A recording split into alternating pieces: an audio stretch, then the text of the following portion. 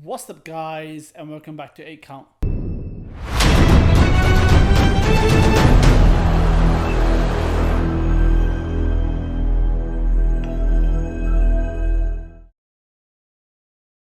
So guys, we're back with another video. I know it's been a long time coming, but here we are.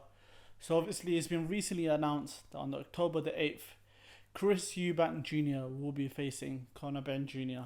I mean, aren't we living in nostalgic times right now? I think around 10 or 20 years ago, their dads had fought, and now they're fighting. And I mean, let's get straight into it. Obviously, I'm not going to be doing any predictions. Just going to be breaking the fight down from what we have already. Obviously, closer to the fight that happens, which has been announced, I think, October the 8th in the O2 Arena. And then I'll be making more videos just to see how I feel looking closer to the fight. So obviously, this fight has come out of, I would say, a bit of nowhere. You know, because if you see my recent videos in regards to Chris EUBANK Jr., they were looking for him to fight either Kell Brook if he didn't retire, or probably another Charlo Brothers, obviously, because he had that sort of run in the super middleweight division and middleweight division, but didn't really nothing really fathomed with him.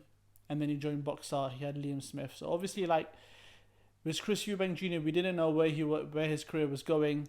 32 years of age, you know, and he's trying to look for, I guess, those meaningful fights now. On the other hand, Conor Ben Jr., he's, you know, with the momentum, beating Chris Algieri, Chris Van Dern, and, you know, literally steamrolling them.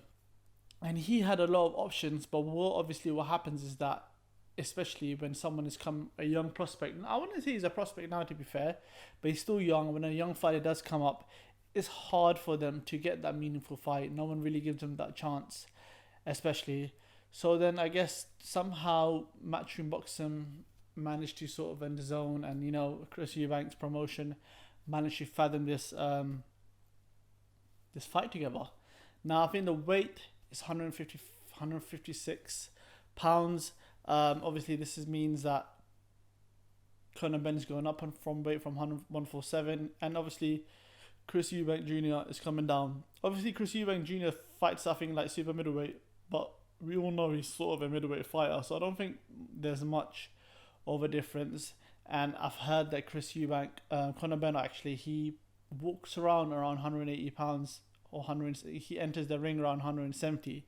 So in that aspect, you would think both fighters are at a sort of an ideal weight. Obviously, I would say there's a bit of advantage there for Conor Ben. However, there is apparently a rehydration clause, which I don't know what is the limit, but apparently it's £100,000 for every pound that's over. So obviously that's going to factor in how Chris EUBANK Jr. is going to play in. I think Conor Ben's team knew that this will be a huge factor, because you don't want Chris EUBANK Jr. coming in 185 plus and just steamrolling through Conor Ben. So that's one of the things that, you know, the logistics of this fight has happened. So it's interesting to see. Obviously, let's get into it from the press conference. My initial thoughts for the press conference, obviously, is that I thought Chris EUBANK Jr. sort of handled that quite well. I think because he's the more refined talent. Not the refined talent, but with his words, you could see the eagerness in Conor Ben. You know, the raw, like, dogness, but like Chris EUBANK had that eloquent to him, and obviously he probably gets that to dad, but he really sort of handled it like sort of just like really patronized. I feel like in a certain way try to patronize Conor Ben, saying that, listen, I'm your father, like I have to be your father figure to you, and like I'm only 60% there, and, you know, all this sort of stuff, just trying to make him feel like, you know, like I'm still older than you, and basically what's going to happen is that the way my dad beat your dad, I'm going to do the same. And obviously Conor Ben came out saying this, and even at the press conference when they're staring off each other, like he can't believe how he thinks you're going to steamroll him. But it's one of those things, like, I think both of them have been really connected to dad's name. I feel like more so Chris EUBANK has. Then now this is the sort of chance to branch out fight to come out guns flying, out the dad's shadows, essentially. I know it's weird to see sort of like them two together, because it's quite surreal, if that makes sense, if you see them face to face, and just like you would never know, like it's like you think it's a movie scene or something. So now obviously, like, the dynamics of the fight, I think a lot of people are saying is that a lot of people I've seen on Twitter and a lot on Reddit and sort of thing, people saying that they're gonna Conor Benn's gonna stop Chris Eubank, but I just don't see it like that way. The reason why, this is just early sort of my thoughts of it, just because I feel like Chris Eubank's handled a lot heavier punches at that weight and he hasn't sort of gone down, and like nothing sort of like we haven't really seen him hurt. So I can't really see, unless Conor Benn proves me wrong on the night, I can't really see him hurting Chris Eubank.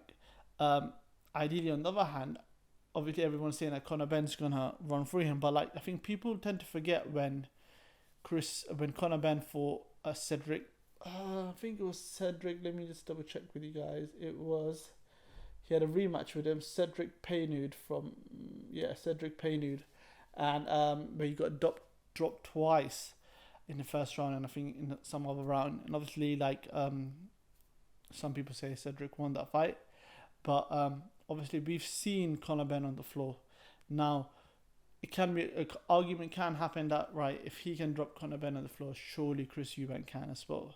However, you know how boxing works. You know, after that fight, you know he's fought the likes of Algieri, Chris Van Herden, you know, Adriano Granados, and you know these sort of Formella. So these big names, basically, like, you know, for him to sort of be like, you know, that's not gonna happen, basically. So it's gonna happen. Let's see what's gonna happen in that sense. Chris Eubank, on the other hand, he fought Liam Smith, basically beat him up with a jab.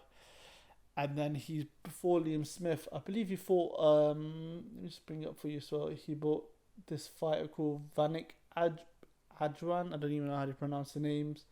And then Marcus Morrison's, you know, nothing of note from the James Digger victory that he had. And even though he couldn't even stop him in that fight. So I don't think power itself is like the ultimate winning factor in this fight from both sides.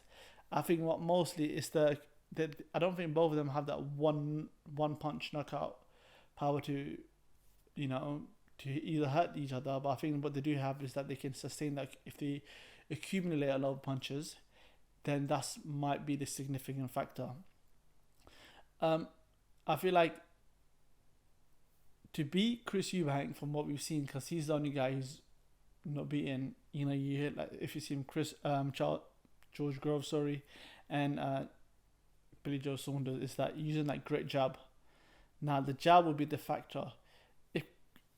If Conor can use his jab and assert his dominance, then it will be an interesting fight to see. And that's what I feel like where the fight boils down to, and not get bullied and not get overwhelmed from those, you know, those fast flurry punches of Chris Eubank. If he can assert that jab from the beginning and just, you know, then it's going to be a long night for Chris Eubank. And on the other hand, Chris Eubank, if he just, you know, if he starts landing at will, then obviously it's going to be I